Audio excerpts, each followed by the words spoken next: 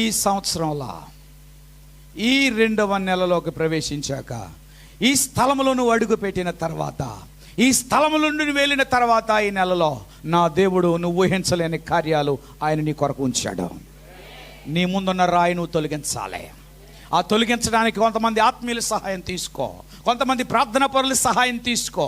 వాక్యము ద్వారా, పరిశుద్ధాత్మ ద్వారా, ఉపవాసము ద్వారా, ప్రార్థన ద్వారా నీవు ఆ సహాయము తీసుకుంటే నా దేవుడు నీ ముందున రాయను దొర్లిస్తాడు. ఈ సంవత్సరంలో రాయిలన్నీ దొర్లించబడును గాక. చపలుగో దేవుని నామమున మహిమపరచుదాం. దేవుని స్తోత్రం చెబుదాం. Hallelujah, praise the Lord, hallelujah, glory glory glory, hallelujah hallelujah. రాయిలో ఎవరు వచ్చారు బయటికి? ఎవరు వచ్చారు బయటికి? యేసయ్య అన్నాడు, మీరు వారి కట్టులు విప్పండి. మొదట రాయిని దొర్లించండి, తర్వాత విప్పడానికి ఎవరు రావాలి? దొర్లించడానికి ఎవరు రావాలి?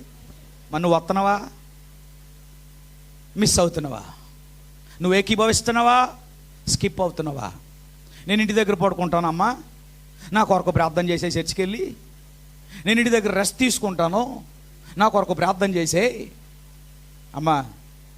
అమ్మ చేసే ప్రార్థన వేరు, తండ్రి చేసే ప్రార్థన వేరు, నువ్వు చేసే ప్రార్థన వేరు.